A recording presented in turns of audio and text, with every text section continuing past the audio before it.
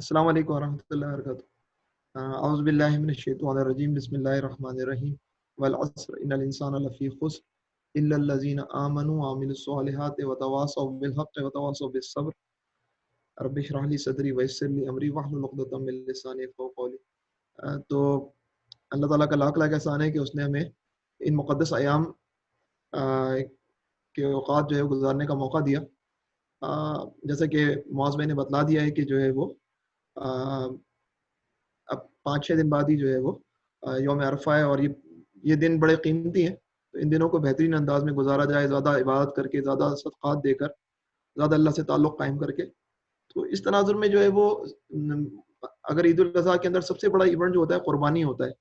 तो क़ुरबानी के तनाज़ुर में जो है वो हमारे ज़हन में रहना चाहिए कि ये क़ुरबानी जो हम पर जो है वो वाजिब की गई है, जो साहिब इस्तिताअत साथी अफ़राद हैं, तो वो क़ुरबानी क्यों कर रहे हैं। तो हकीकत क़ुरबानी जो है वो बुनियादी तौर पर इस चीज़ का ये प्रोग्राम है आज का, ये आज की नशिस्त है। इसके अंदर हम इस चीज़ पर गौर करेंगे कि आखिर इस क़ुरबानी के पीछे क्या फ़लसफ़ा है, इस क़ुरबानी के पीछे क्या हकीकत है। वरना होता यही है कि जो है ना वो हम जो है वो टिक्का पार्टी, गोश्त पार्टी और उसके लिए गोश्त काट रहे होते हैं, और हमारे ज़हन में नहीं होता कि हम ये क्या काम कर रहे हैं। तो आगाज़ में आपको नज़र आ रहा है कि अल्लामा इक़बाल का एक मशहूर शेर है, ये फ़िज़ान नज़र था कि मकतब की करामत थी, सिखाए किसने इस्माइल को आदाब फ़र्ज़ंदी। इस शेर के मुतालिक भी हम आगे बात करेंगे इंशाअल्लाह ताला। तो क़ुरबानी का मफ़हूम, क़ुरबानी का मफ़हूम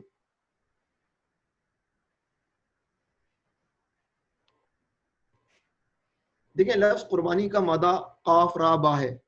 क़ाफ़ रा बा, इससे लफ्ज़ क़ुर्ब बना है, और क़ुरबान का लफ्ज़ जो है वो इब्रानी ज़बान के अंदर क़ुरबान के लफ्ज़ से मुस्तमिल है, यानी कि हिब्रू के अंदर भी ये लफ्ज़ मौजूद है। वहीं से ये सीरिया की ज़बान, सीरियानी ज़बान में भी दाखिल हुआ, ग़ालिबन वहाँ से ही अरबी ज़बान में दाखिल हुआ। ये एक थ्योरी है। दूसरी बात ये है कि जो है वो हज़रत इब्राहीम अलैहिस्सलाम के एक बेटे इस्माइल अलैहिस्सलाम है, हज़रत इब्राहीम अलैहिस्सलाम के दूसरे बेटे हज़रत इसहाक़ अलैहिस्सलाम है। हज़रत इब्राहीम अलैहिस्सलाम जो लफ्ज़ बोलते होंगे वो इब्रानी में भी गए, और वो हज़रत इस्माइल अलैहिस्सलाम की लैंग्वेज के अंदर भी गए। हज़रत इब्राहीम अलैहिस्सलाम की जो लैंग्वेज थी वो जो है वो बतदरीज जो है वो यानी कि दोनों जगह, दोनों शाखों में एक ही लैंग्वेज बोली जाती होगी, और बिलाखिर दोनों जगह कुछ न कुछ तब्दीलियाँ आई। एक जो है वो अरबी ज़बान में मुकम्मल तौर पर ढल गई, और एक जो है वो इब्रानी, वरना दोनों ज़बानों के अंदर जो है वो खासी जो है वो मुमासलत भी नज़र आती है, अरबी और इब्रानी के अंदर। तो अरबी ज़बान में इस लफ्ज़ का मफ़हूम है क़ुर्ब, यानी करीब होना। क़ुरबानी की इस्तिलाह, यानी कि जिसको हम क़ुरबानी कहते हैं, वो क़ुरबान, लफ्ज़ क़ुरबान से ही बनी है, जिसके मायने ये है कि हर वो शय जिसे अल्लाह की राह में उसका क़ुर्ब हासिल करने के लिए पेश कर दिया जाए। क़ुर्बत, नियरनेस अंग्रेजी में इसको कहते हैं, कि हम क़ुरबान करें कोई चीज़ जिसके नतीजे में हम अल्लाह का क़ुर्ब हासिल करें, अल्लाह की नियरनेस हासिल करें। अंग्रेजी में देखें मुख्तलिफ अल्फाज मौजूद हैं। अंग्रेजी में जानदार की क़ुरबानी जब करते हैं तो उसके लिए सैक्रिफाइस का लफ्ज़ है। जब बेजान चीज़ों की क़ुरबानी होती है, मसलन खाना, सब्ज़ी, फल, इसके लिए ऑफरिंग का लफ्ज़ इस्तेमाल करते हैं। और किसी माया मशरूब की क़ुरबानी करते हैं, इसको वो छिड़काव करते हैं ज़मीन के ऊपर खुदा को खुश करने के लिए, इसको लाइबेशन कहते हैं। तो इनके यहाँ ये 3 किस्म की जो है वो कैफ़ियत हैं क़ुरबानी के तनाज़ुर के अंदर। लेकिन जो है वो आप देख रहे हैं कि हमारी जो जिस चीज़ से मैच कर रही है वो पहले वाली सैक्रिफाइस के तनाज़ुर में है। वरना हम भी अल्लाह की राह में जो है वो मस्कीनों को जो है वो पैसे भी देते हैं, और फिर सब्जियाँ, खाना वगैरह भी खिलाते हैं, तो वो ऑफरिंग के तनाज़ुर में आ गया। क़ुरबानी का लफ्ज़ से हम क़ुरबान का लफ्ज़ अगर हम देखें तो क्या कुरान हकीम में ये लफ्ज़ मौजूद है? तो आप देख लें कि जो है वो ये लफ्ज़ जो है वो कुरान हकीम में मौजूद है। और जो लोग कहते हैं कि अल्लाह ने हमको हिदायत कर दिया, नहीं यहूद, तो वो कहते हैं कि हम किसी रसूल को तस्लीम ना करेंगे, ठीक है, जब तक कि हमारे सामने ऐसी क़ुरबानी ना करे जिसे आग खा ले। हत्ता यातियाना बिक़ुरबानिन ताकुलुहुन नार, यानी कि हमसे तो अल्लाह ने ये अहद किया हुआ है कि जो है वो ये जब तक ये क़ुरबानी जो है वो आसमान से कोई आग आए और वो खा ना जाए, तब तक कि हम जो है वो उस रसूल पे ईमान नहीं लाएंगे। और रसूल सल्लल्लाहु अलैहि वसल्लम से मुतालबा था कि ऐसी क़ुरबानी करके दिखाओ। तो अल्लाह ताला ने फरमाया, इनसे कहो तुम्हारे पास मुझसे पहले बहुत रसूल आ चुके हैं जो बहुत सी रोशन निशानियां लाए थे, اور وہ نشانی بھی لائے تھے جن کا تم ذکر کرتے ہو، جس کا تم ذکر کرتے ہو، پھر اگر تم سچے ہو تو ان رسولوں کو تم نے کیوں قتل کیا؟ تو جو ہے وہ فلما قتلتموہم، اگر تمہاری یہی شرط ہے تو پہلے نبی جب یہ شرطیں پوری کر رہے تھے تو تم ان کو قتل کرنے کیوں در پہ تھے؟ تم نے ان کو کیوں قتل کیا؟ حضرت الیاس علیہ السلام کی اگر سیرت پڑھیں تو انہوں نے قربانی کی اور جو ہے وہ آگ آسمان سے آئی اور اس نے اس قربانی کو جلا ڈالا اور اس کا مطلب قبول ہو گئی، لیکن حضرت الیاس کے در پہ رہے. تو ابھی یعنی کہ ہم پہلا لفظ دیکھ رہے ہیں، قربان کا لفظ جو ہے وہ کہاں پر موجود ہے؟ قرآن حکیم میں موجود ہے، ہم دیکھ رہے ہیں سورہ آل عمران کے اندر. اسی طرح جو ہے وہ سورۃ المائدہ کے اندر جو ہے وہ حضرت آدم علیہ السلام کے دو بیٹوں کا تذکرہ ہے، حابیل اور قابیل کا. تو ایک بھائی نے پیش کی قربانی، تو اس قربا قربانا فتقبل من احدہما، اور انہیں آدم کے دو بیٹوں کا قصہ بھی بے کم و کاس سنا دو. جب ان دونوں نے قربانی کی تو ان میں سے ایک کی قربانی قبول کی گئی اور دوسرے کی نہ کی گئی. اس نے کہا میں تجھے مار ڈالوں گا، اس نے جواب دیا اللہ تو متقیوں ہی کی نظریں قبول کرتا ہے. تو یہ بڑا اہم جملہ ہے جو آدم علیہ السلام کے ایک بیٹے نے کہا، قالا انما یتقبل اللہ من المتقین، کہ اس نے جواب دیا اللہ تو متقیوں کی قربانی قبول کرتا ہے، اللہ تو متقیوں کی نظریں قبول کرتا ہے. تو قربانی کا پریریکوزٹ کیا ہے؟ قربانی تو ایک ایکٹ کا نام ہے. قربانی قبول کب ہوتی ہے؟ جب اس کے پیچھے کون سی صفت کار فرما ہوتی ہے؟ تقوی کی، دکھاوا نہیں ہوتا ہے. فقہی اعتبار سے قربانی کی تعریف کیا ہے؟ ایام عید الاضحیٰ میں اللہ کا تقرب حاصل کرنے کے لیے بہیمۃ الانعام، جن میں بھیڑ، بکری، اونٹ، گائے وغیرہ ہیں، میں سے کوئی جانور ذبح کریں تو اس کو قربانی کہا جاتا ہے. قرآن مجید میں جو ہے ہدی کا لفظ ہے، وہ قربانی جو منا میں پیش کی جاتی ہے. نسک کے الفاظ ہیں انا صلاتی و نسکی، اور ادھیہ کا لفظ بھی آیا ہے قربانی کے لیے استعمال کیا جاتا ہے حدیث کے اندر. الادھیہ کس کو کہتے ہیں؟ ادھیہ اس جانور کو کہتے ہیں جسے عید الاضحیٰ کے دن ذبح کیا جاتا ہے. اچھا، یہ جو قربانی کے حوالے سے جو مسائل ہیں، اور تو اس کے حوالے سے جو ہے وہ الگ سے ایک پروگرام منگل کو انشاءاللہ تعالی ہوگا. ضیاء الحق صاحب جو ہیں وہ اس کو بتائیں گے. تو قربانی کے مسائل کا جو ہے وہ اس پروگرام کا اسکوپ میں قربانی کے مسائل شامل نہیں ہے نا. تو اب جو ہے وہ ہمیں بہرحال پتہ چل گیا کہ قربانی کے لیے کیا کیا لفظ آئے ہیں، اور قربانی کا لفظ جو ہے وہ کہاں سے چلا، جس کے متعلق ہم حقیقت قربانی کی بات کر رہے ہیں. قرآن کی میں لفظ موجود ہے، یہ نیئرنس کے لیے. اب جو ہے وہ قربانی اپنے وسیع تر مفہوم میں آخر کیوں قربانی دینے کی ضرورت کیا ہے؟ آخر کیوں؟ شاعر نے کہا تھا کہ جان دی ہوئی اسی کی تھی، حق تو یہ ہے کہ حق ادا نہ ہوا. اگر میں اللہ کو راضی کرنے کے لیے اپنی جان بھی دے دوں تو کیا کارنامہ انجام دیا؟ جان کس کی دی ہوئی تھی؟ اسی کی تو جان تھی. تو حق تو یہ ہے کہ حق ادا نہ ہوا.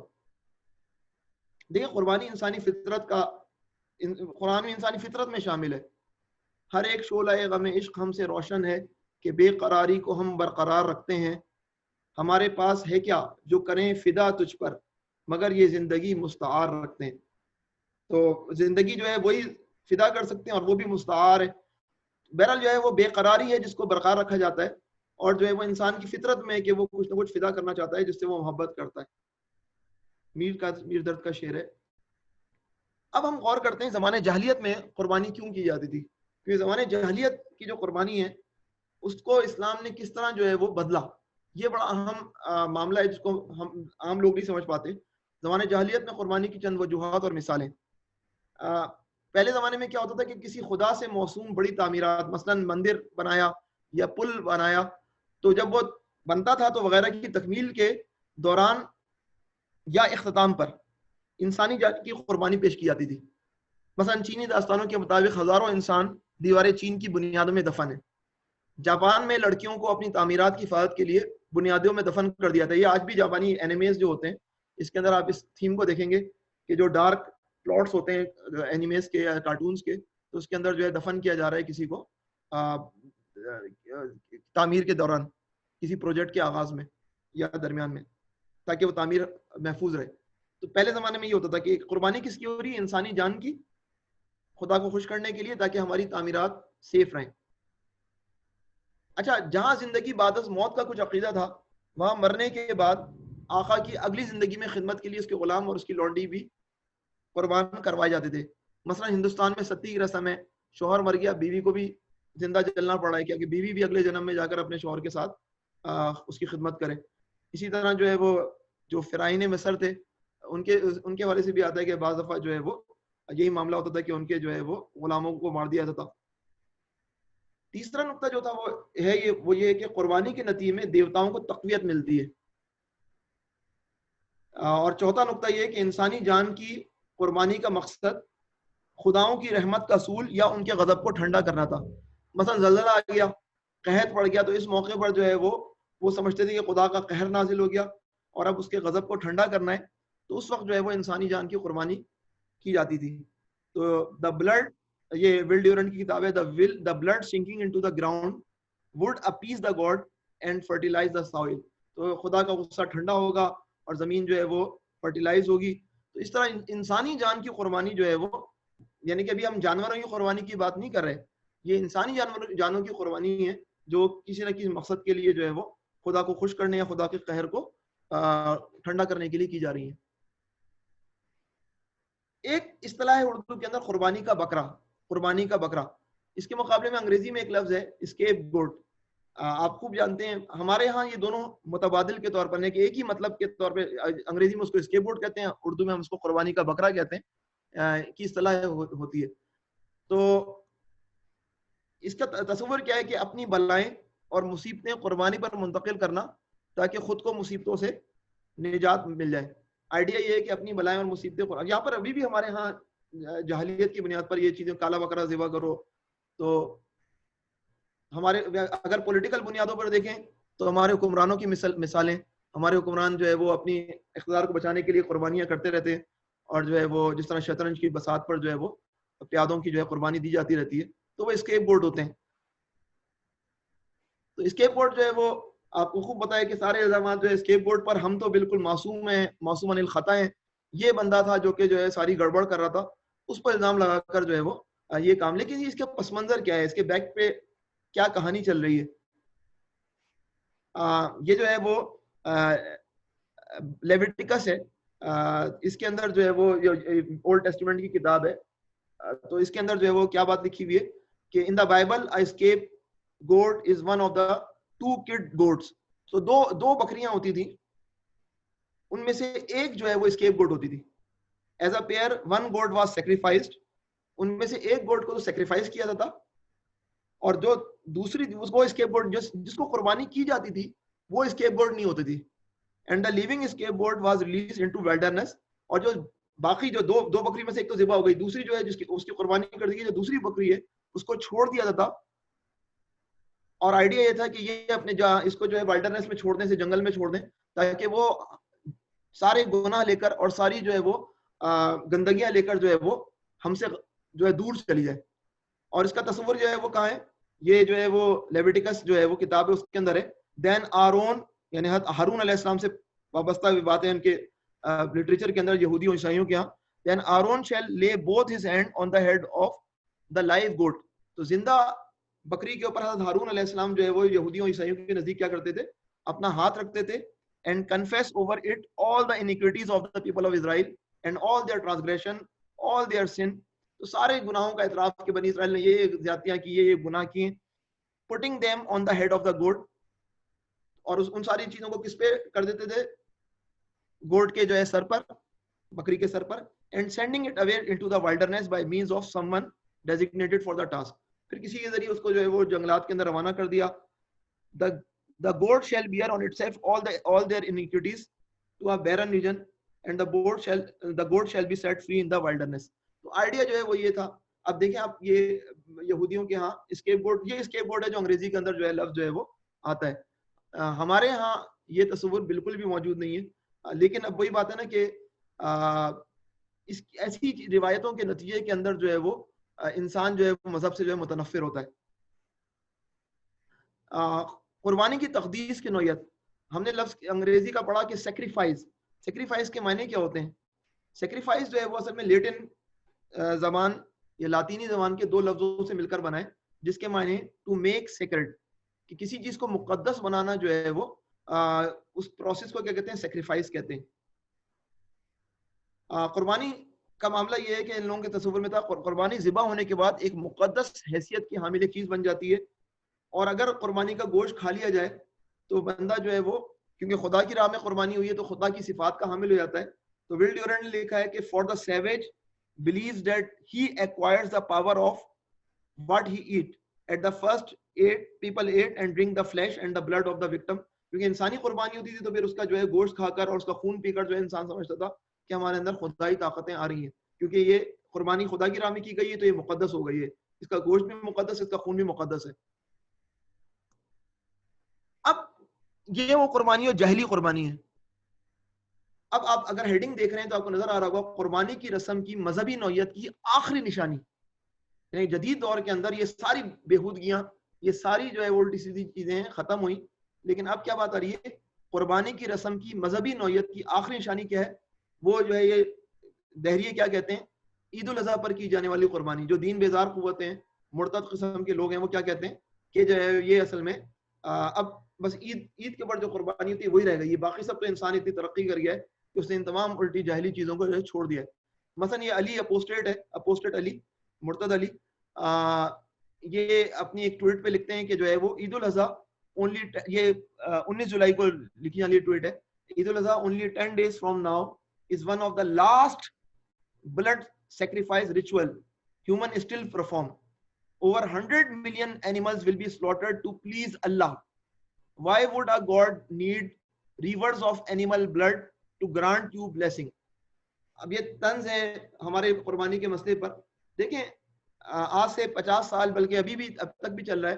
جو بحث کی نوعیت تھی وہ یہ تھی کہ اسلام میں جو حج کے علاوہ، جو حج بیت اللہ کے علاوہ جو قربانی ہوتی ہے ہم جو پاکستان میں کرتے ہیں ادھر ادھر، تو جو ہے یہ حکم ہے کہ نہیں ہے. تو منکرین حدیث جو ہے وہ اس پر بات کرتے تھے، حدیث کو نہیں مانتے تھے. وہ کہتے بھائی یہ تو حج پہ قربانی کی جاتی ہے، یہ قرآن میں بتاؤ کہاں لکھا ہوا ہے قربانی کے حوالے سے. 50 سال پہلے جو بحث اس قربانی کے حوالے سے تھی وہ مذہبی نوعیت کی تھی کہ جو منکرین حدیث تھے وہ بھی قرآن سے استدلال کرتے تھے. لیکن آج جو حالات ہو گئے ہیں، اتنے برے حالات ہو گئے ہیں، جو لبرل طبقہ ہے وہ اتنا طاقتور ہو چکا ہے اور جو ہے وہ کھل کر جو ہے وہ مذہب کی جو ہے وہ بے حرمتی کرتا ہے، مذہبی شعار کی. تو وہ اب دیکھیں نام بھی علی ہے، اللہ تعالیٰ اسے ہدایت نصیب فرمائے اس بندے کو.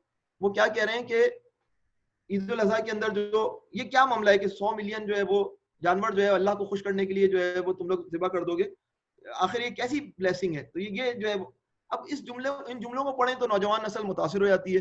دیکھو کتنی غلط بات ہے، کتنے بے گناہ جانوروں کو یہ لوگ قتل کر دیتے ہیں، ذبح کر دیتے ہیں انہیں، اور یہ اپنے خدا کو خوش کرنے کے لیے کتنا ظلم کرتے ہیں. تو یہ جو ہے وہ نیریٹو بنتا ہے جس کی بنیاد پر نئی نسل جو ہے وہ یا پھر پرانی نسل بھی جو ہے وہ کنفیوز ہوتی ہے. تو ابھی میں نے آپ کے سامنے انسانی قربانیوں کا پورا جو پرانے زمانے کی قربانیاں ہیں، جو ظالمانہ قربانیاں ہیں، ان کا تذکرہ کیا. اور یہ ظالمانہ قربانیاں کس نے ان کو ختم کیا؟ یہ اس اسلام نے اور دیگر یعنی کہ پہلے زمانے کا اسلام یعنی کہ یہودی جو اس وقت کے مسلمان تھے، ان لوگوں نے جو ہے یہ ساری انسانی جانوں کی قربانی کو ختم کیا اور جو ہے وہ جانور قربان ہونے شروع ہوئے. لیکن اب الزام یہ ہے کہ جانوروں کو قربان جو ہے وہ تم لوگ جو ہے وہ پرانے زمانے کی جو حالت لے کر بیٹھے ہوئے ہو. تو ہم جو ہے وہ ذرا اس کو بھی جو ہے تھوڑا سا ڈسکس کریں گے. پہلے تو اس کو سمجھ لیں کہ اعتراض مولدین کے اعتراضات کی کس کیٹیگری سے تعلق ہوتا ہے.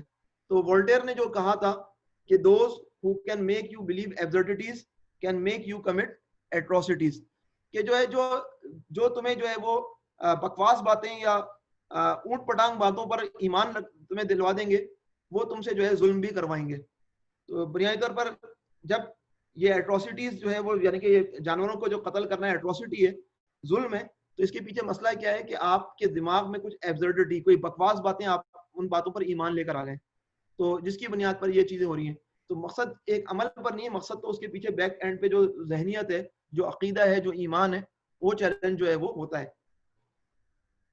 تو اب ہم اس کا جواب تلاش کرنے کی کوشش کرتے ہیں. اسلام کا تصور قربانی، آپ کو یاد ہوگا کہ ہم نے پہلے بات کی تھی کہ مندر اور پلوں کی تعمیر کے دوران جو ہے وہ قربانی انسانی جان کو جو ہے وہ دفن کر دیا جاتا تھا. تو اسلام کا تصور قربانی کیا ہے؟ ہماری مساجد اور مدارس کی بنیادوں میں انسانوں کا خون پسینہ شامل ہے، یعنی کہ وہ جدوجہد ہے، وہ فنڈنگ کرتے ہیں وہ، لیکن اس میں کسی نوعیت کی رسمی قربانی کا ثبوت نہیں ملتا. ایسا نہیں ہے کہ ہمارے دارالعلوم دیوبند کے جو ہے وہ بنیاد کے اندر جو ہے وہ 4 لڑکیوں کا جو ہے وہ جسم جو ہے وہ زندہ دفن کی گئی ہیں، ایسا کچھ بھی نہیں ہے. ہمارے یہاں مرنے کے بعد بندہ صرف اپنے کفن کے ساتھ قبر میں اتار دیا جاتا ہے، اس کی بیوی کو اس کے ساتھ دفن نہیں کیا تھا، اس کے ساتھ اس کے غلاموں کو دفن نہیں کیا تھا. ہمارے یہاں قربانی سے مضبوطی خدا کو نہیں ہمیں ملتی ہے. ہم یہ نہیں کہتے کہ دیوتا مضبوط ہوتے، نہیں، خدا تو ہم بے نیاز ان چیزوں سے. یہ مضبوطی کس کو ملتی ہے؟ ہمیں ملتی ہے. ہمارے یہاں تصور تو یہ ہے. ہمارے یہاں قربانی کا گوشت اس حیثیت سے نہیں کھایا تھا کہ یہ کوئی مقدس چیز ہے، یا اس کو کھا کر کوئی مصیبتیں ٹل جائیں گی، یا ہمارے اندر کوئی خدائی صفات پیدا ہو جائیں گی، بلکہ ہم تو اسے ایک نعمت کے طور پہ کھاتے ہیں. اور ہم یہ بھی جانتے ہیں اس کے بورڈ کے فلسفے کے مقابلے میں کہ انسان کے لیے مصیبتیں اس کی تقدیر میں لکھی جا چکی ہیں. بہت ساری مصیبتوں کا وہ خود ہی ذمہ دار ہوتا ہے. کوئی قربانی اس کی مصیبتوں اور مسائل کو اپنے سر نہیں لے سکتی. تو یہ جو ہے وہ آپ کے سامنے اب کانٹراسٹ آ رہا ہوگا. میں نے اب تصور جاہلیت قربانی کا بتایا، اور اب میں اسلام کے تصور کو آپ کے سامنے رکھ رہا ہوں، تو بالکل کانٹراسٹ ہے. ہم کسی اور تصور کے تحت قربانی کرتے ہیں، اور پرانے زمانے کی جاہلیت جو ہے کسی اور تصور کے تحت قربانی کرتی تھی. تو روح قربانی کیا ہے؟ روح قربانی تقوی ہے. اللہ تک نہ ان کا گوشت پہنچتا ہے نہ خون، بلکہ اس تک تمہارا تقوی پہنچتا ہے. اللہ کو نہ ہمارے گوشت کی ضرورت ہے. آپ کو خوب معلوم ہے کہ گوشت کہاں استعمال ہوتا ہے؟ ہمارے گھروں کے فریجوں میں جاتا ہے. ہم غریبوں مستحقین کے درمیان تقسیم کرتے ہیں، ہم اپنے اعزاء اقربا کے درمیان تقسیم کرتے ہیں. تو یہ گوشت کہاں روٹیٹ ہو رہا ہے؟ یہ روٹیٹ کہیں ایسا تو نہیں ہے کہ یہ گوشت جو ہے وہ ضائع ہو رہا ہے، بلکہ یہ گوشت جو ہے وہ ہمارے ہی مختلف طبقات کے اندر، اور خصوصاً جو ہے وہ غربا اور مساکین کے اندر جا رہا ہے. اور دوسری بات یہ ہے کہ جو ہے وہ یہ قربانی جو ہے وہ قبولیت کی جو شرط ہے وہ یہ ہے وہ تقوی ہے. اللہ متقین ہی کی قربانی کو قبول کرتا ہے. اس کے اندر واضح طور پر جو ہے وہ دل کی نیت جو ہے وہ سگنیفیکنٹ پوزیشن رکھتی ہے. آج کے دور کے اندر جو ہے وہ بندہ پریشر کے اندر، پیئر پریشر ہے، اس کے گھر میں جو ہے وہ بکرا آ گیا ہے، اس کی میں آواز آتی ہے، بچہ کمپلیکس کے اندر شکار ہو جائے گا، انفیریٹی احساس کمتری کا شکار ہو جائے گا، بکرا لے کر آؤ. تو یہ روح ہے ہی نہیں. یہاں تو اللہ کو راضی کرنا ہی جو ہے وہ بنیادی طور پر جو ہے وہ اسپرٹ ہے. تو آپ جو بات کی تھی اپوسٹیٹ علی نے، تو قربانی اجتماعیت میں پہلے ہم دیکھیں کہ اسلام جو ہے وہ کس طرح ورک کرتا ہے. یہ ایک عید ہوتی ہے جس میں ہم ایک عید سے قبل ہم کھانے اور پینے سے دور ہو جاتے ہیں. آپ کو خوب پتا ہے ہم 1 مہینے تک خاصا کم کھاتے ہیں آئیڈیلی، اور جو ہے وہ اس وقت کسی کو یہ خیال نہیں آتا کہ ان دنوں میں ہم جو ہے وہ کتنی کم کنزمپشن کر رہے ہیں. یعنی کہ ایک عید سے قبل ہم یہ کر رہے ہوتے ہیں، ایک ہفتے تک ہم یہ کام، 1 مہینے تک ہم یہ کام کر رہے ہوتے ہیں. نفلی روزے بھی رکھے جاتے ہیں، لیکن اجتماعی طور پر ہم روزہ رکھتے ہیں. اور ایک عید میں ہم سب مل کر قربانی کرتے ہیں. یعنی کہ ہم ویسے بھی قربانی صدقات دیتے رہتے ہیں اور مختلف جو ہے وہ درمیان، لیکن اللہ تعالیٰ نے اجتماعی طور پر جو ہے ہمیں ایک موقع پر کہا کہ 3 دن ایسے ہیں جن دنوں میں جو ہے تمہیں کیا کرنی چاہیے؟ مل کر جو ہے وہ قربانی کرنی چاہیے. ایک عید کے ذریعے جو ہے وہ پروسیس جو تھا وہ روزے کے ذریعے ہم نے تقوی حاصل کیا، اور دوسری عید کے اندر جو قربانی ہم کر رہے ہیں اس کی قبولیت کے لیے بہرحال تقوی پریریکوزٹ ہے. یہ بات یاد رکھنی چاہیے کہ عام دنوں میں جو جانور ذبح کیا جاتا ہے اس میں بھی ہم بسم اللہ، ہمارا ایک شرعی طریقہ ہے، ہم بسم اللہ اللہ اکبر کہتے ہیں. جب ہم یہاں عید الاضحیٰ کے اندر قربانی کر رہے ہوتے ہیں اس وقت بھی ہم بسم اللہ اللہ اکبر کہتے ہیں. تو ایسا کچھ نہیں ہے کہ جو ہے وہ کچھ چینج ہو گیا ہے. جو صورتحال ہے وہ یہی ہے کہ اس وقت جب ہم قربانی کر رہے ہوتے ہیں تو اس وقت بھی جو ہے ہمارے ذہن میں یہ ہوتا ہے کہ ہم شرعی طریقے سے جو ہے وہ ذبیحہ کریں، اور ویسے بھی جس گوشت کو ہم کھاتے ہیں وہ شرعی طور پہ ذبح ہونا ضروری ہے. تو جو بکواس یا اوٹ پٹانگ باتیں وہ کس طرف سے ہیں؟ بنیادی طور پر جو وولٹیر نے کہا تھا کہ ان ایبسرڈیٹیز کی وجہ سے ہم جو ایٹروسٹیز کر رہے ہیں. تو آج کے دور میں ہم ایک عجیب و غریب فنومنا دیکھ رہے ہیں کہ مذہب تو چلا گیا، مذہب کی بنیاد پر اخلاقیات جو ہے وہ بنتی تھی. اب مذہب کے بغیر جو ہے وہ اب اخلاقیات بننے شروع ہوئی ہیں. تو اب مذہب کے بغیر جو اخلاقیات بن رہی ہیں اس کے اندر طرح طرح کی اخلاقیات بن رہی ہیں. جس طرف علی اپوسٹیٹ اشارہ کر رہے ہیں وہ اصل میں دہریانہ روحانیت ہے. دہریانہ روحانیت یعنی پہلے زمانے میں عیسائی جو ہوتے تھے وہ خدا کا قرب حاصل کرنے کے لیے راہب بن جاتے تھے، گھروں سے نکل جاتے تھے، جنگلات میں چلے جاتے تھے، پہاڑوں میں روپوش ہو جاتے تھے، وہاں اللہ کی عبادت کرتے تھے، بیوی بچے ہر ایک سے تعلق قطع کر لیتے تھے. تو وہ جو ہے وہ ایک مذہبی روحانیت تھی. انہوں نے خود اللہ کو خوش کرنے کے لیے زبردستی اپنے پر ایک چیز فرض کر لی. اب جو ہے وہ مذہب تو ہے نہیں, خدا تو ہے نہیں, لیکن اچھی چیز. تو اب جو ہے وہ ہم ایک نیا فنومنا دیکھ رہے ہیں جو کہ دہریانہ روحانیت ہے. اب یہ روحانیت کیا ہے کہ یہ علی اپوسٹلیٹ کہتے ہیں کہ میں جو ہے وہ ظلم برداشت نہیں کر سکتا کہ جانور جو ہے وہ ذبح ہو, میں ویجیٹیرین بن رہا ہوں, اور ویجیٹیرین ہونے کے نتیجے کے اندر اب میں صرف سبزیاں کھاتا ہوں تاکہ جانوروں پر کوئی ظلم نہ ہو. چنانچہ جو ہے جب ان سے کہا جاتا ہے کہ بھائی میک ڈونلڈ اور کے ایف سی کے اندر اتنا دبا کے تم کھاتے ہو اور سارے ایکسپورٹر بڑے بڑے ہیں وہ آسٹریلیا ادھر ادھر کے, تو وہ کہتے ہیں کہ بھائی میں تو ان پہ بھی تنقید کرتا ہوں, میں تو ایک سیدھے سا ویجیٹیرین ہوں. تو صورتحال جو ہے وہ یہ ہے کہ ہم دیکھ رہے ہیں کہ خوبصورت باتیں ہیں جن کا عمل کی دنیا سے کوئی تعلق نہیں ہے. جس طرح عیسائی روحانیت نے شکست کھائی فطرت کے ہاتھوں, اس طرح یہ جو دہریانہ روحانیت ہے, ایتھیسٹک مناسٹری ہے, یہ بھی جو ہے وہ شکست کھائے گی. خوبصورت باتیں ان کا عمل سے کی دنیا سے کوئی تعلق نہیں ہے. عیسائی روحانیت نے بھی شکست کھائی اور دہریانہ روحانیت بھی جو ہے وہ شکست کھائے گی, اس کا بھی کوئی مستقبل نہیں ہے. ویجیٹیرین بن جانے کے بعد یہ استحقاق حاصل نہیں ہوتا کہ تنقید ہو, کیونکہ اب تو پودوں میں بھی شعور کی بات ہو رہی ہے. آج کی جو 50 سال سے کے بعد سے ڈیولپمنٹ ہے اسے مستقل اس بات پہ آ رہی ہے کہ جس طرح جانوروں کے اندر شعور کی سطح ہے, اس طرح پودوں کے اندر بھی شعور کی سطح ہے.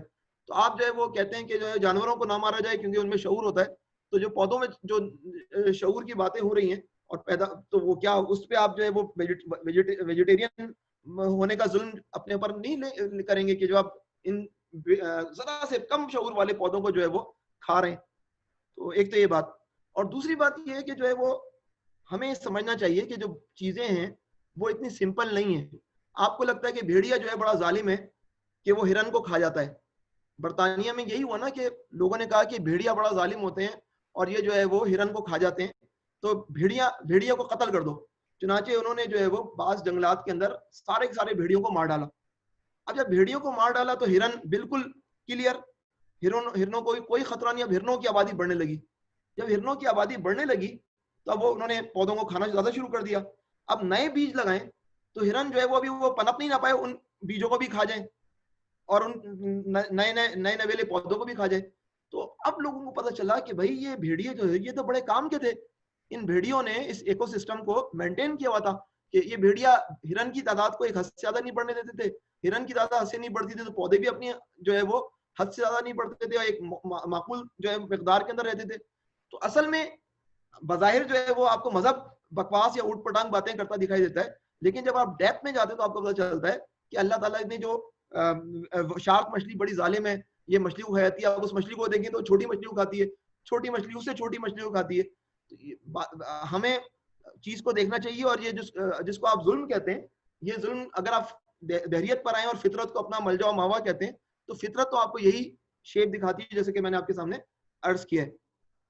اور ہمیں یہ بات یاد رکھنی چاہیے کہ اسلام میں جانوروں کے حقوق کا کتنا زیادہ زور دیا گیا ہے. احادیث آپ دیکھ لیں, اور اسلام سلیمان علیہ السلام کا جو قرآن میں واقع ہے اس کے اندر چوٹیاں جو باتیں کر رہی ہیں کہ جلدی سے بلوں میں چلے جائیں تاکہ ہم اپنی حفاظت کر سکیں, اور حضرت سلیمان علیہ السلام جو اس پہ مسکرا رہے ہیں, تو اس سے آپ کو اندازہ ہوتا ہے کہ اسلام کے اندر جانوروں کے شعور کی کتنی اعلیٰ سطح ہے.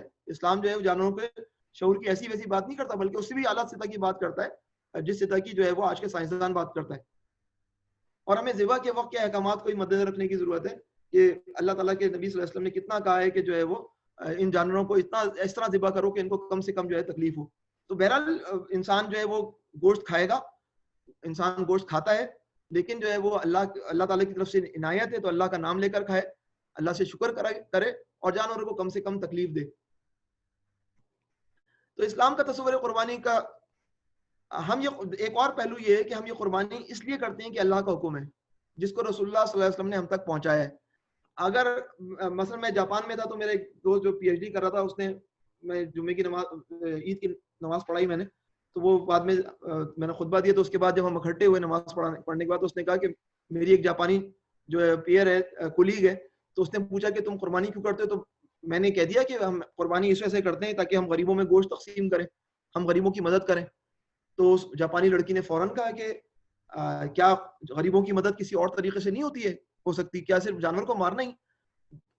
تو اہم نقطہ کیا ہے کہ ہم یہ قربانی اس لیے کرتے ہیں کہ اللہ کا حکم ہے, اللہ کا یہ حکم ہے کہ اس طرح کرو جس کو رسول اللہ صلی اللہ علیہ وسلم نے ہم تک پہنچایا ہے. تو ہماری یہ آرگومنٹس کہ ہم غریبوں کی مدد کرتے ہیں, یہ بیسک آرگومنٹ نہیں ہے. قربانی کا حکم قرآن حکیم میں اگرچہ منکرین حدیث ان قربانی کے احکامات کو نہیں مانتے کہ جو ہے وہ ہم نے ہر ایک امت کے لیے قربانی کا طریقہ مقرر کر دیا ہے تاکہ جو مویشی چوپائے اللہ نے ان کو دی ان پر اللہ کا نام لیں، تو اپنے پروردگار کے لیے نماز پڑھا کرو اور قربانی کیا کرو. تو قرآن حکیم میں قربانی کا تذکرہ تو موجود ہے، لیکن یہ سورۃ الحج والے قربانی کے حکم کو جو ہے یہ حج والے احکامات کے اندر لے آتے ہیں. لیکن احادیث کے اندر کلیئرٹی بہت زیادہ ہے. حدیث نبوی میں قربانی کے لیے ترغیب بھی دلائی گئی ہے اور شوق بھی دلایا گیا، تشویق. حضرت عائشہ رضی اللہ تعالیٰ سے روایت ہے کہ رسول اللہ صلی اللہ علیہ وسلم نے ارشاد فرمایا کہ ذوالحجہ کی 10ویں تاریخ یعنی عید الاضحیٰ کے دن فرزند آدم کا کوئی عمل اللہ کو قربانی کے جانور کا خون بہانے سے زیادہ محبوب نہیں، اور قربانی کا جانور قیامت کے دن اپنے سینگوں اور بالوں اور کھروں کے ساتھ زندہ ہو کر آئے گا، اور قربانی کا خون زمین پر گرنے سے پہلے اللہ تعالیٰ کی رضا اور مقبولیت کے مقام پر پہنچ جاتا ہے. پس اے خدا کے بندوں جو ہے وہ دل کی پوری خوشی سے قربانیاں کیا کرو. یعنی کہ یہ جو ہے وہ قربانی کا خون زمین پر گرنے سے پہلے اللہ کی رضا اور مقبولیت کے مقام پر پہنچ جاتا ہے. یہ اسپرٹ ہے جس کی بنیاد پر اللہ تعالیٰ نے جو ہے وہ یہ جو اللہ کے نبی صلی اللہ علیہ وسلم نے اس طرف ترغیب دلائی کہ تم اللہ کی راہ میں قربانی کیا کرو. اور صرف قربانی یہ نہ کرنے کی وعید کیا ہے کہ جو شخص وسعت رکھتے ہوئے قربانی نہ کرے وہ ہماری عیدگاہ میں نہ آئے، ہماری عیدگاہ میں نہ آئے. جو جس کے پاس پیسہ ہے اور وہ جو ہے وہ صاحب استطاعت ہے اور وہ قربانی نہ کرے. صحابہ کرام کا سوال کہ ہمارے لیے ان قربانیوں میں کیا اجر ہے، تو آپ صلی اللہ علیہ وسلم نے جواب دیا کہ قربانی کے جانور کے ہر بال یا ریشے کے عوض ایک نیکی. ایک بال، کتنے بال ہوتے ہیں اور یہ نیکیاں ہی نیکیاں ہیں. تو یہ جو ہے تصور ہے کہ یہ قربانی ہم کیوں کرتے ہیں کہ اللہ اور اس کے رسول صلی اللہ علیہ وسلم کا حکم ہے. پھر اسلام کے تصور قربانی کا ایک اور پہلو جو ہے وہ کیا ہے کہ عید الاضحیٰ میں کی جانے والی قربانی ایک طرح سے علامتی نوعیت کی ہے، سمبولک ہے. عید الاضحیٰ میں کی جانے والی قربانی ایک طرح سے علامتی سمبولک نیچر کی ہے. یہ قربانی اس علامت کا اظہار ہے کہ ابراہیم علیہ السلام کی سنت دنیا میں آج بھی جاری ہے اور وہ ہمارے لیے اسوہ حسنہ یا رول ماڈل ہے. اور اس کا کیا مطلب ہے؟ اور یہ قربانی اس علامت کا بھی اظہار ہے کہ وقت پڑنے پر اس سے بڑی قربانیاں بھی دینے سے ہم دریغ نہیں کریں گے. یہ سمبولک ہے، ہم یہ جانوروں کی قربانی کر رہے ہیں، کل اس سے بڑی قربانی دینے کی نوعیت آئی تو ہم اسے دریغ نہیں کریں گے بلکہ ہم آگے بڑھ کر وہ قربانی بھی دیں گے. تو قربانی کی حکمت کیا ہے؟ سنت ابراہیمی علیہ السلام کو زندہ رکھنا. صحابہ کرام نے سوال کیا ان قربانیوں کی کیا حکمت ہے؟ آپ صلی اللہ علیہ وسلم نے جواب دیا تمہارے والد حضرت ابراہیم علیہ السلام کی سنت، یعنی کہ اللہ اور اس کے رسول کا حکم بھی ہے اور اس کے بیک اینڈ پہ جو ہے ابراہیم علیہ السلام کی سنت ہے جس سنت ابراہیمی پر ہم عمل پیرا ہوتے ہیں. یہ یوں سمجھیں کہ اب ہم نے بات کر لی ہے قربانی کے حوالے سے مختلف جو ہے وہ مقاصد پر اور کس تناظر میں جو ہے وہ قربانی ہم پر جو ہے واجب ہے. اب جو ہے وہ کیونکہ قربانی حضرت ابراہیم علیہ السلام کی سنت ہے تو اب ہم حضرت ابراہیم علیہ السلام کی سیرت کو جو ہے وہ تھوڑا سا دیکھیں گے اور یہ سمجھنے کی کوشش کریں گے حضرت ابراہیم علیہ السلام کی سیرت جس کے متعلق قرآن حکیم میں فرمایا گیا کہ تمہارے لیے اسوہ حسنہ بہترین رول ماڈل ہے، تو وہ اس کی سگنیفیکینس کیا ہے. تو کچھ نہ کچھ حضرت ابراہیم علیہ السلام کی سیرت کے دیکھیں. دنیا کی زندگی اصل میں ہمارا امتحان ہے. قرآن حکیم میں واضح طور پہ فرمایا گیا کہ اسی نے موت یعنی کس نے؟ اللہ نے موت اور زندگی کو پیدا کیا تاکہ تمہاری آزمائش کرے کہ تم میں سے کون عمل کے اعتبار سے بہتر ہے، کون عمل کے اعتبار سے بہتر ہے. یہ اصل میں ایشو ہے. اللہ تعالیٰ آزمائش کر رہے ہیں ہماری، اور یہ زندگی ایک بہت زیادہ مختصر زندگی، بلبلے جیسی مختصر زندگی ہے. کیا بھروسہ ہے زندگانی کا، آدمی بلبلہ ہے پانی کا. ابھی جو کورونا وائرس ہے اس میں تو ایسا لگتا ہے کہ زندگی جو ہے وہ انتہائی زیادہ جو ہے وہ انپریڈکٹیبل ہو گئی ہے. ایک اچھا خاصا جیتا جاتا نوجوان بھی ہوتا ہے، اس سے بھی کورونا ہو جاتا ہے اور وہ اللہ تعالیٰ کے پاس چلا جاتا ہے. تو اب تو کوئی پریڈکشن بھی نہیں کر سکتے کہ بھئی یہ جوان ہے ابھی تو بڑھاپے تک جائے گا. قلزم ہستی سے ابھرا ہے تو مانند حباب، بلبلے کی مانند تم ابھرے ہو، اس دیا خانے میں تیرا امتحان ہے زندگی. تو اب یہ ہمارا امتحان ہے زندگی. اب یہ ایک بڑا امتحان ہے. اس امتحان کے اندر چھوٹے چھوٹے امتحانات ہوتے رہتے ہیں، چھوٹے چھوٹے امتحانات، مگر یہ امتحانات بذات خود اپنے اندر ایک اپرچونٹی رکھتے ہیں. زندگی بذات خود ہمارے لیے ایک بہت بڑا امکان ہے. سید صادق حسین کاظمی نے کہا تھا کہ تو سمجھتا ہے حوادثیں ستانے کے لیے، یہ ہوا کرتے ہیں ظاہر آزمانے کے لیے. تو ظاہر میں بڑا کہتا ہے اسلام سے بڑی محبت ہے. یہ ہوا کرتے ہیں ظاہر آزمانے کے لیے، تندیے باد مخالف سے نہ گھبرا اے عقاب، یہ تو چلتی ہے تجھے اونچا اڑانے کے لیے. یہ لوگ علامہ اقبال کا شعر بنا دیتے ہیں، یہ صادق حسین کاظمی صاحب کا شعر ہے. تو بہرحال جو ہے وہ عمل بنیادی طور پر ہمیں اس دنیا کے اندر جو وقت دیا گیا ہے، مستعار دیا گیا ہے، بلبلے جیسی زندگی ہے، اس کے اندر ہمیں عمل کرنا ہے. عمل سے زندگی بنتی ہے جنت بھی جہنم بھی. یہ خاکی اپنی فطرت میں نہ نوری ہے نہ ناری ہے، نہ یہ فرشتہ ہے نہ یہ شیطان ہے. اس کو عمل سے ثابت کرنا ہے کہ وہ جنت میں جائے گا یا جہنم میں جائے گا. تو جو ہے یہ دونوں دروازے ہمارے لیے کھلے ہیں.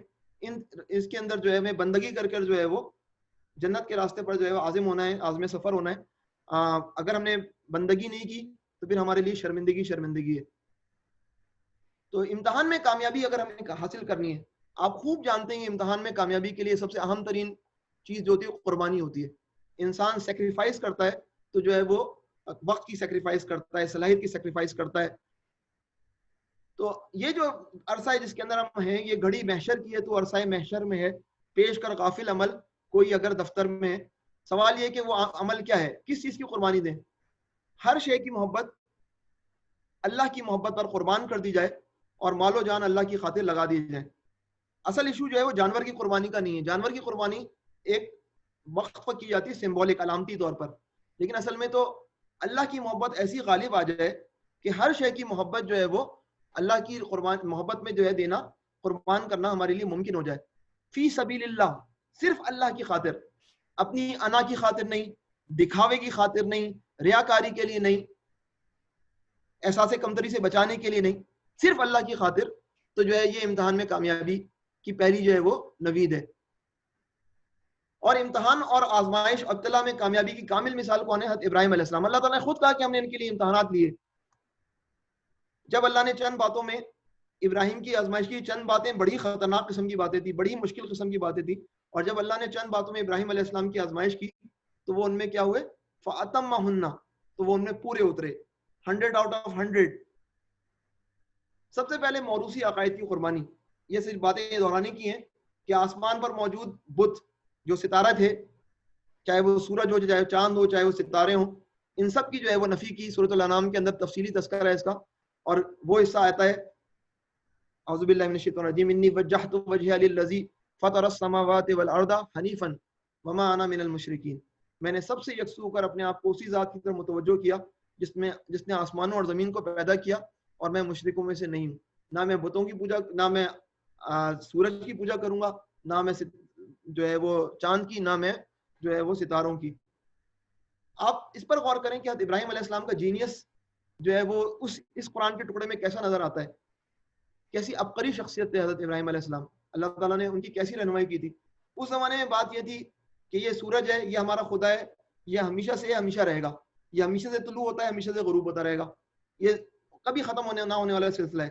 یہ چاند ہے، رات کو نکلے گا، اس کی مختلف شکلیں بدلتی رہیں گی. یہ ستارے آسمانوں پہ ہمیشہ رہیں گے، ہماری رہنمائی کرتے رہیں گے. اب جب یہ بات آ گئی تو جو ہے حضرت ابراہیم علیہ السلام نے جو ہے وہ گیم چینجر جو استدلال کیا. انہوں نے کہا کہ یہ سورج جو ہے وہ اگر یہ خدا ہے تو ہر وقت کیوں نہیں ہمارے سامنے رہتا، یہ ڈوب کیوں جاتا ہے؟ یہ چاند ہمارا خدا ہے تو یہ غائب کیوں ہو جاتا ہے؟ اور یہ ستارے غائب کیوں جاتے ہیں؟ اگرچہ تمہارے استدلال کے مطابق ہمیشہ جو ہے وہ طلوع ہوتے رہیں گے، ہمیشہ رات کو آتے رہیں گے، لیکن یہ غائب کیوں ہوتے ہیں؟ میں غائب ہونے والوں کی طرف تو اپنے آپ کو جو ہے وہ اپنے ان کو تو خدا نہیں بنا سکتا. تو ابراہیم علیہ السلام نے بالکل جو ہے ہم جو ہے وہ ان جملوں کو زیادہ اہمیت نہیں دیتے. جب ابراہیم علیہ السلام نے کہا یہ سورج غروب ہو گیا، اور میں اس کا مگر اس کے پیچھے ایک پس منظر ہے، ایک فلسفی تھی جس کو حضرت ابراہیم علیہ السلام نے ایک اور طریقے سے نگیٹ کیا. آج المیہ یہ ہے کہ اتنا سوشل میڈیا ہے، اتنا میڈیا ہے، لیکن اسلام کے خلاف نافاقیت اور پروپیگنڈا ہے. مثلا جو ہے وہ امریکہ میں ابھی بھی ایسے چرچ ہیں جہاں پر یہ خیال کیا جاتا ہے کہ مسلمان جو ہے وہ چاند اور سورج کی پوجا کرتے ہیں. ابھی بھی ایسے چرچ موجود ہیں جہاں پر بولا جاتا ہے کہ مسلمان جو ہے وہ چاند اور سورج کی پوجا کرتے ہیں. میرا دوست ایک نائجیرین امریکن ہے، وہ پھر یہاں پر پڑھانے آئے. انہوں نے مجھے بتایا کہ وہ چرچ آف ابراہم ایک وہاں پر تھا، تو جو ہے وہ میرا کسی سے تعلق بن گیا. میں جو ہے وہ میں نے اس سے پریسٹ سے کہا کہ تم میرے ساتھ مسجد چلو، تو جو ہے وہ اس کو مسجد لے گیا. تو اس کی بیوی کی حالت خراب کی. اب تو میرا شوہر گیا، لیکن اس نے کہا دیکھو تم لوگ جو ہے وہ مشرق کی طرف جو ہے نماز پڑھتے ہو، کیونکہ امریکہ میں جو سورج ہے وہ مشرق جو کعبہ ہے وہ مشرق کی طرف ہے، اور دیکھو سورج جو ہے مشرق کی طرف ہے، تو اصل میں تم جو ہے وہ سورج کی پوجا کرتے ہو. تو جو ہے وہ میرے دوست نے یہی بتایا کہ بھائی بعض جگہ پر مغرب میں بھی جو ہے وہ قبلہ ہے، ایسا نہیں, یہ تو ڈائریکشن ہے. اسی طرح چاند کے نشانات کو دیکھ کر جو ہے وہ یہ سمجھتے ہیں کہ ہم جو ہے چاند دیوتا کے پجاری ہیں. یہ صورتحال جو ہے آج کے دور میں, جبکہ ہمارا عقیدہ جو ہے وہ حضرت ابراہیم علیہ السلام نے واضح کیا کہ جو ہے وہ ہم ان تمام چیزوں سے بیزار ہیں اور ہمارا رخ جو ہے وہ اللہ کی طرف ہے. اسی طرح صرف آسمانوں کا مسئلہ نہیں ہے, زمین پر موجود بتوں کی تو ایسی نفی کی کہ وہ چکن کہلائے. پھر تم اللہ کو چھوڑ کر ایسی چیزوں کو کیوں پوچھتے ہو جو تمہیں نہ کچھ فائدہ دے سکیں اور نہ نقصان پہنچا سکیں. تو پھر تم پر اور جن کو اللہ کے سوا تم پوچھتے ہو ان پر بھی, کیا تم عقل نہیں رکھتے؟ آج کے جو سیکولرزم کے جو دور ہے اس کے اندر جو ہے وہ یہ ابراہیم علیہ السلام کا ایکٹ جو ہے وہ ٹیررزم کہلائے گا, یہ ایکٹ جو ہے وہ ایکسٹریمزم کہلائے گا.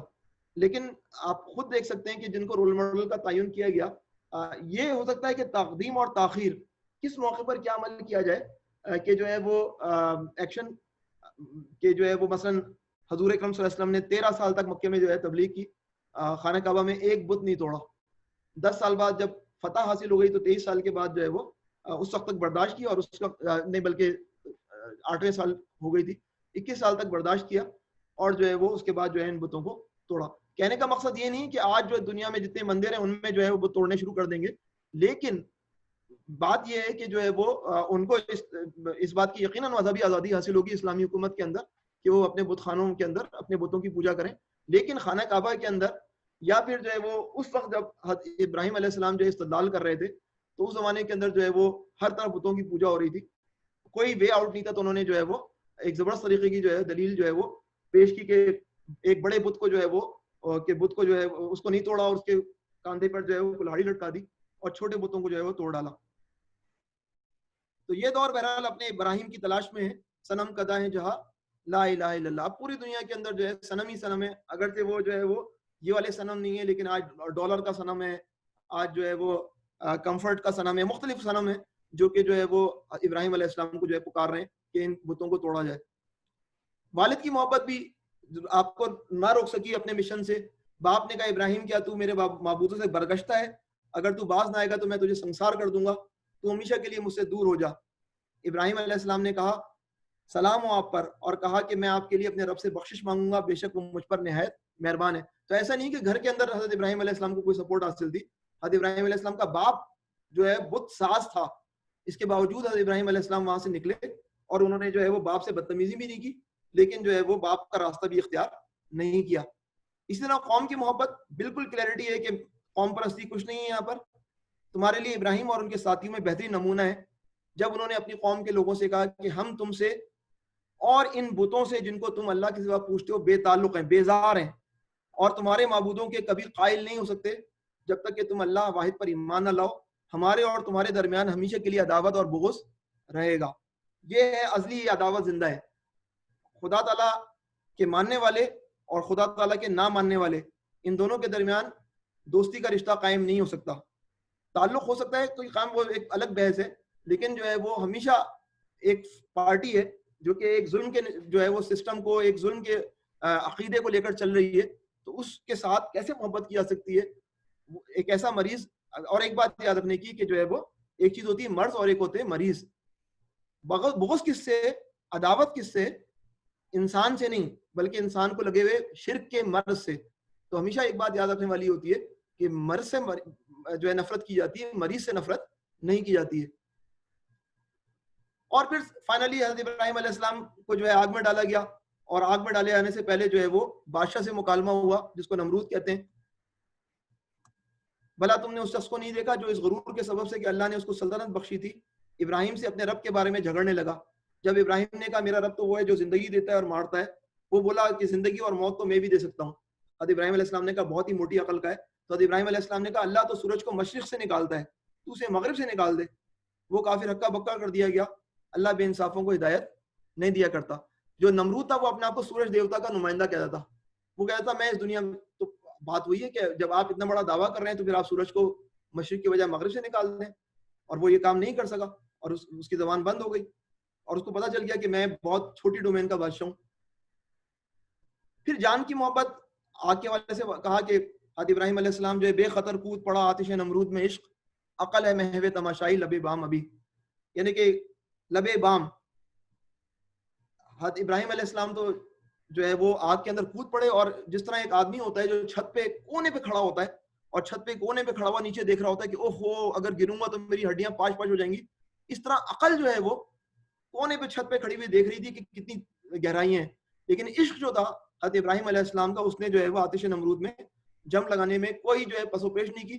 اور اللہ تعالیٰ نے کیا کیا, اللہ تعالیٰ نے کہا قلنا یا نار کونی بردم و سلاما علی ابراہیم, اے آگ سرد ہو جا اور سلامتی بن جا ابراہیم پر.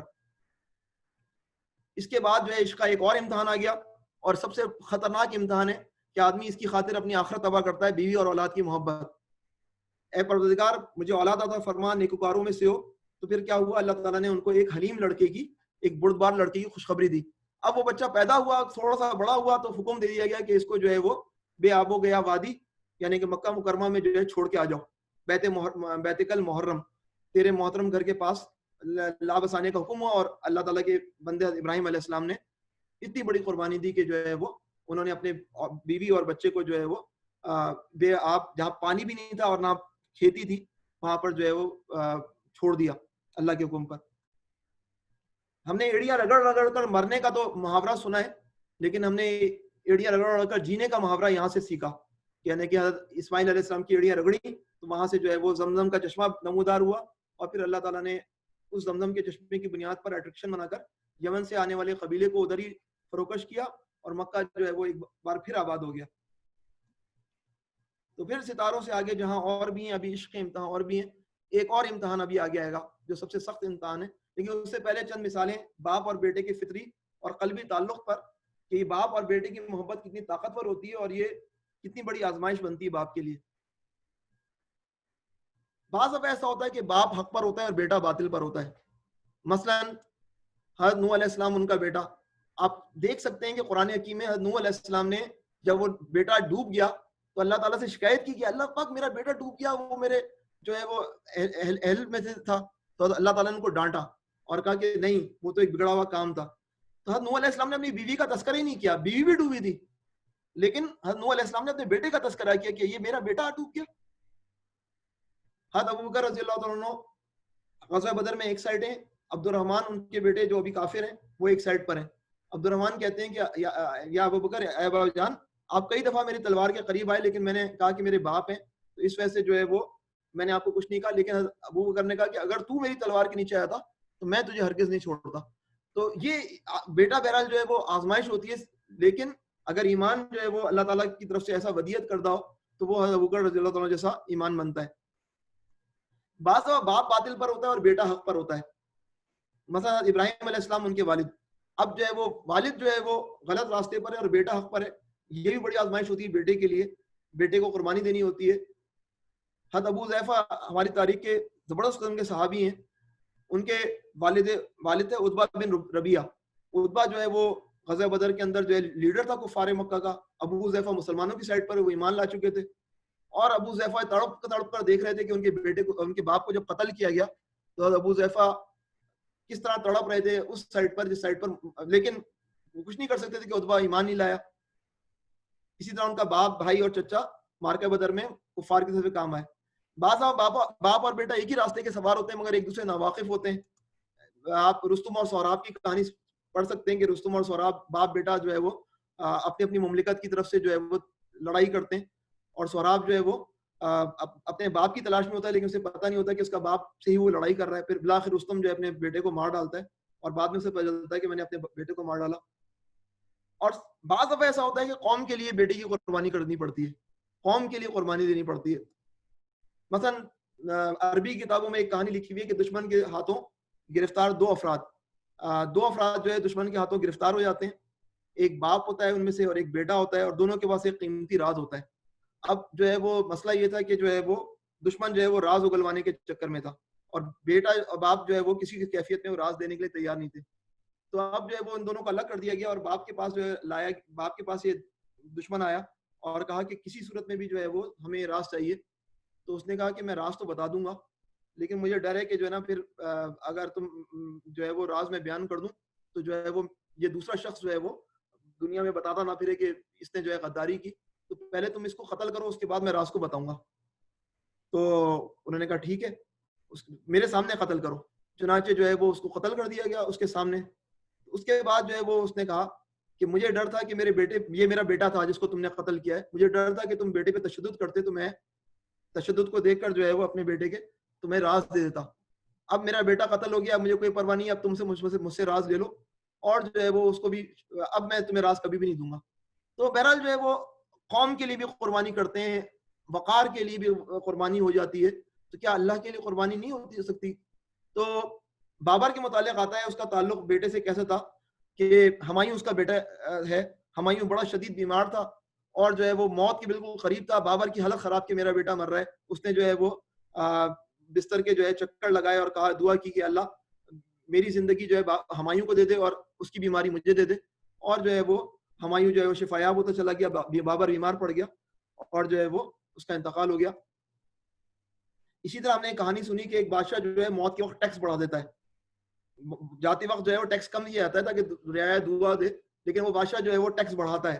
کیا کہتا ہے؟ بیٹے کو نصیحت کرتا ہے کہ بیٹے جب میں مر جاؤں تو ٹیکس کو کم کر دینا، تاکہ عوام جو ہے بولیں کہ پرانا بادشاہ خراب تھا اور نیا بادشاہ جو ہے وہ اچھا ہے اور تم عوام کے دل جیت لو. اپنی فرض جو ہے وہ آخرت تباہ کر رہا ہے تاکہ اس کا بیٹا جو ہے وہ سرخرو ہو، دنیا میں کامیاب ہو. تو حضرت ابراہیم علیہ السلام کے لیے اکلوتا بیٹا، یعنی کہ وہ بیٹا جو کہ جو ہے بہت بڑھاپے کی عمر میں پیدا ہوا ہے، امتحان کا نقطہ عروج ہے وہ، کہ جو ہے وہ جب وہ دوڑنے کی عمر کو پہنچا تو ابراہیم علیہ السلام نے کہا کہ بیٹا میں خواب میں دیکھتا ہوں کہ گویا میں تم کو ذبح کر رہا ہوں، تو تمہارا کیا خیال ہے؟ فانظر ماذا ترى. تو حضرت اسماعیل علیہ السلام نے کیا کہا؟ بیٹے نے کہا، بجان جو آپ کو حکم ہوا کر گزریے. افعل ما تؤمر، شاندار الفاظ ہیں. افعل ما تؤمر ستجدنی انشاءاللہ من الصابرین، اللہ نے چاہا تو آپ مجھے صابروں میں سے پائیں گے. یہ وہ مرحلہ ہے جس کے اندر بیٹا بھی زبردست قسم کی جو ہے وہ کمٹمنٹ کا ثبوت دے رہا ہے اور باپ بھی جو ہے وہ زبردست قسم کی کمٹمنٹ کا. یہ وہ الفاظ ہیں جو کہ علامہ اقبال نے فرمائے کہ یہ فیضان نظر تھا کہ مکتب کی کرامت تھی، سکھائے کس نے اسماعیل کو آداب فرزندی. کیا اسکول اور کالج کے اندر جا کر یہ سیکھا اسماعیل علیہ السلام نے، یہ آداب فرزندی کہ باپ جو کہہ رہا ہے اس کے مقابلے میں اس نے کہا افعل ما تؤمر، جو آپ کو حکم دیا گیا کر گزریے بابا جان، آپ مجھے جو ہے وہ صابرین میں سے پائیں گے.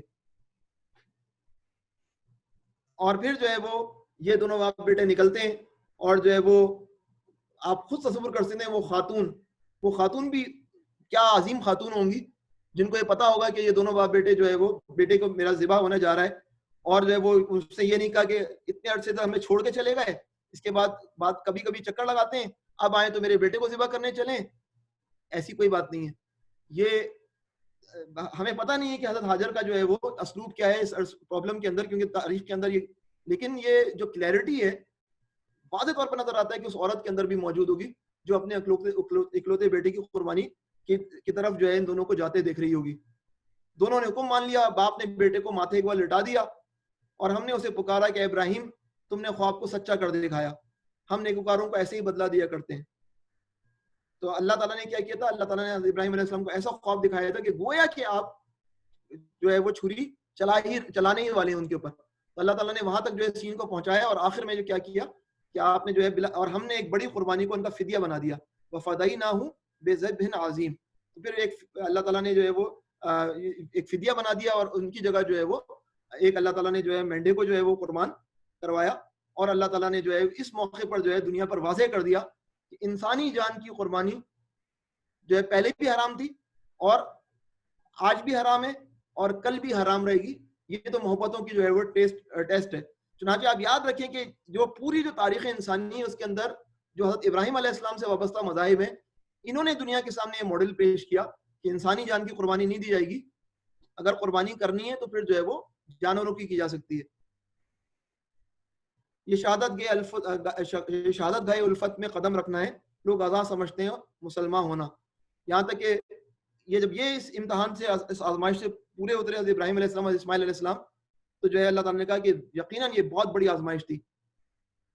تو حضرت ابراہیم علیہ السلام نے جب یہ سارے کام کر گزرے، سارے امتحانات کو پاس کر لیا، تو ان کے لیے درجات آئے. امام الناس، آپ لوگوں کے پیشوا ہیں، آپ خلیل اللہ ہیں، آپ ابو الانبیاء ہیں، آپ وہ ہیں جن کی ہر نماز میں ہم درود شریف پڑھ کے آپ کے لیے دعائیں کرتے ہیں. اور پھر یہی نہیں، حضرت ابراہیم علیہ السلام اکیلے تھے، لیکن صرف 2 نسلوں کے بعد حضرت یوسف علیہ السلام کی قیادت میں مصر پر اسلام کا غلبہ ہو گیا.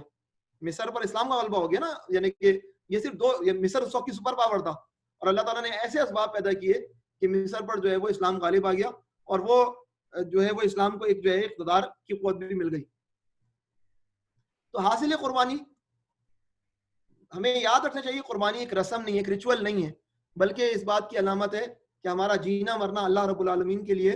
قل انا صلاتی و نسکی و محیای و مماتی للہ رب العالمین, کہہ دو کہ میری نماز اور میری قربانی اور میرا جینا اور میرا مرنا سب اللہ رب العالمین کے لیے, سب اللہ کے لیے جو جہاں والوں کا رب ہے. قربانی کی دعا ہم یاد کر لیں, یعنی یاد کرتے چلیں کہ قربانی کی دعا میں ہم پڑھتے کیا ہیں. میں نے سب سے یکسو ہو کر اپنے آپ کو اسی ذات کی طرف متوجہ کیا جس نے آسمانوں اور زمین کو پیدا کیا, اور میں مشرکوں میں سے نہیں ہوں. میری نماز اور میری قربانی اور میرا جینا اور مرنا, میرا مرنا سب اللہ کے لیے جو تمام جہاں والوں کا رب ہے. اے اللہ, یہ قربانی تیری ہی طرف سے ہے اور تیرے ہی لیے ہے. اللہ کے نام سے بسم اللہ ہے, واللہ اکبر, اللہ کے نام سے اور اللہ سب سے بڑا ہے. اب یہ جملہ نوٹ کرنے والا ہے, اے اللہ تیری ہی طرف سے ہے اور تیرے ہی لیے ہے. اللہم منکا ولکا, ہمارے پاس جو کچھ ہے وہ اس کی طرف سے ہے. وَمِمَّا رَزَقْنَاهُمْ يُنْفِقُونَ, جو ہمیں رزق دیا گیا اس میں سے ہم خرچ کرتے ہیں. یہ رزق ہمارا نہیں بلکہ ہمیں دیا گیا ہے. اسی طرح یہ جو سب کنٹرولز جو ہمارے پاس ہیں, جن کو ہم سمجھتے ہیں کہ کنٹرول ہمارے پاس ہمیشہ رہیں گے, یہ کنٹرول کچھ عرصے کے لیے ہمارے پاس ہے. اس کے بعد ہم خود بے بس ہوں گے, ہم بڑھاپے کے کنٹرول میں ہوں گے, ہم بے بسی کے کنٹرول میں ہوں گے, ہم بیماریوں کے کنٹرول میں ہوں گے. تو جاپان کے اندر جو ہے وہ جب کوئی کھانا کھاتے ہیں نا, تو وہ لوگ کہتے ہیں اتاداکی ماس, وہ کہتے ہیں تمام ارواح کی شکریہ ادا کرتے ہیں کہ جو ہے وہ آپ کا شکریہ کہ آپ ہماری کھانے کے ٹیبل پہ آئیں. مسلمان جب کہتا ہے, وہ کہتا ہے اللہ تعالیٰ سے دعا کرتا ہے تو کیا کہتا ہے کہ جو ہے وہ اللہ کے نام سے کھانا کھاتا ہے. تو جو ہے وہ جب اللہ کے نام سے کھانا کھاتا ہے تو وہ کہتا ہے کہ ساری مخلوقات جو تھیں, اللہ تعالیٰ آپ کی رحمت ہے کہ جو ہے وہ آپ یہ میری جو ہے کھانے کی ٹیبل پر جو ہے ساری ساری جمع ہو گئی ہیں. آپ مجھے بتائیں نا, کوئی کون سی مخلوق ہے جو ہمارے کھانے کی ٹیبل پہ آنا چاہیے گی؟ یہ اللہ تعالیٰ کی ذات ہے جس نے ان چیزوں کو ہمارے لیے مسخر کیا ہے. تو یہ اب آخری 2 سلائیڈیں ہیں. قربانی پیش کرتے وقت ہم اللہ سے وعدہ کرتے ہیں بندگی والی زندگی گزارنے کا. یہ بندگی خدائی, وہ بندگی گدائی, یا بندہ خدا بند یا بندہ زمانہ. ہم بندہ زمانہ بننے کے وجہ ہم کہتے ہیں ہم یا اللہ پاک آپ کی بندگی میں زندگی گزاریں گے, اور ہمارا ایک مقصد ہوگا ہماری زندگی کا, میری زندگی کا مقصد تیرے دین کی سرفرازی, میں اسی لیے مسلمان, میں اسی لیے نمازی. اور یہ ساری اگر بندگی والی زندگی گزارنی ہے, مقصد والی زندگی گزارنی ہے, دونوں کیفیتوں کے اندر قربانی ناگزیر ہے. اگر ہر سال قربانی کرنے کے بعد بھی, اگر ہر سال قربانی کرنے کے بعد بھی ہمارے روز و شب میں کوئی تبدیلی واقع نہیں ہوتی, ہم بدی کے غلبے پر خاموش رہنے میں مطمئن ہیں, تو قربانی ہمارے لیے محض ایک رسم ہے, ریچول ہے. عید الاضحیٰ مویشی منڈی جانے اور گوشت کھانے کا سالانہ تہوار ہے. اگر ہم جس طرح کی ہماری عیدیں گزر رہی ہیں, تو اصل میں عید الاضحیٰ مویشی منڈی جانے اور گوشت کھانے کا سالانہ تہوار ہے, جو کورونا کی وجہ سے پھر یہ بھی متاثر ہو گیا. آئیے اپنا جائزہ لیں. محبت کا جنون باقی نہیں ہے, مسلمانوں میں خون باقی نہیں ہے, صفیں کج دل پریشاں سجدہ بے ذوق, کہ جذبے اندروں باقی نہیں ہے, رگوں میں وہ لہو باقی نہیں ہے, وہ دل وہ آرزو باقی نہیں ہے. نماز و روزہ و قربانی و حج, نماز و روزہ و قربانی و حج, یہ سب باقی ہیں, تو باقی نہیں ہے.